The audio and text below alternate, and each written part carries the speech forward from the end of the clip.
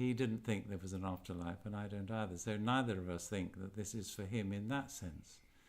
It's more for the rest of the world.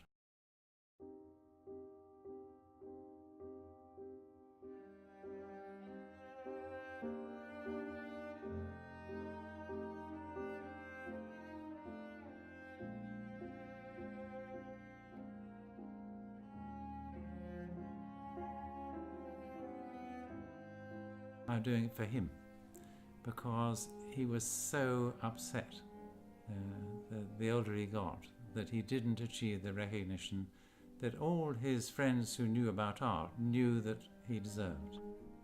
That the most important paintings will be the ones that you feel the most when you look at them, because you don't tend to actually understand his paintings necessarily.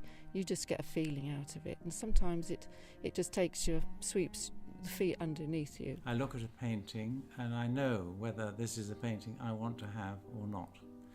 And any discussion of what is it about the painting comes afterwards as a sort of rationalization. My wife, for my birthday, this is about 30 years ago, gave me a painting by Patrick called Blue Lady No. 3. And as I unwrapped it, I knew this was the painting I wanted to have by me for the rest of my life.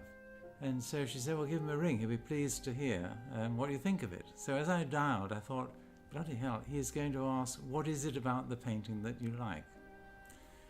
And yes, sure enough, his first question was, what is it about the painting that you like? So by which time I'd put together a few thoughts. And the first was that I love the way he combines realism with abstract. So here we have a woman lying on some sort of yellow something, but the composition is made by the abstract, colourful designs, mainly in the two corners. And it's very rare to find people working in both genres and then combining them with such apparent ease. He was really pleased to hear that what I liked was what he liked about the painting too. And so from that we became friends. And so for the next 30 years or so, we talked a lot about his work.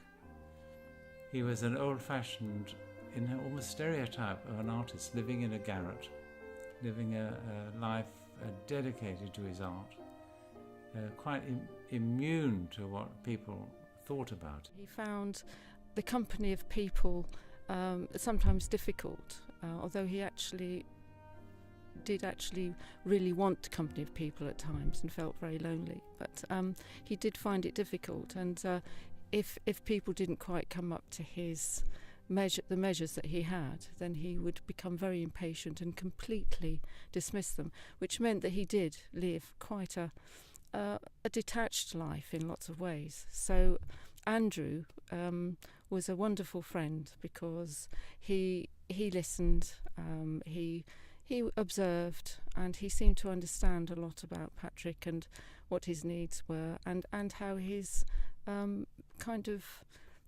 imagination worked and how he felt about the world, I think. And there were very few people like that in Patrick's life.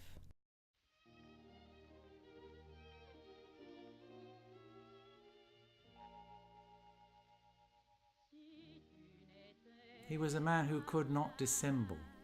He was a man of total integrity. So I immediately knew if he liked what I was saying about the painting or if he didn't like it. I didn't always get it right. There's one painting called White Room, which he painted at the end of a long period of depression where he hadn't been able to paint at all. And I was visiting him and he said, I've got a painting to show you. And I went into his studio and there was this really small painting of his studio with him in it. And there's nothing on the walls, nothing going on. He's just staring at the blank walls. And I said, oh, Patrick, this is terrible. I hadn't realised how bad you feel. And he shouted, no, look at the painting. See what he's got in his right hand. And in his right hand is a paintbrush. And I thought it was a picture of despair. And in fact, it was a picture of hope. The key thing to understanding the painting is something hidden or tiny. There's another painting he painted of an aeroplane. It's an old biplane. And you look at it and you think, well, it's quite a nice painting of a biplane, till you see that the pilot isn't looking ahead at all. He's turned round in his seat in the cockpit, and he's looking at a tiny man up on a sort of ledge in the top left-hand corner of the painting. And on the top right-hand corner is a tiny door. And the key thing is that merging of two worlds on one piece of canvas. Because his work is always complex. However simple it looks, there's always more to discover about what he's painted. I think the world is a lesser place, I mean in a tiny way, but a lesser place if it hasn't had the experience of looking at Patrick's work.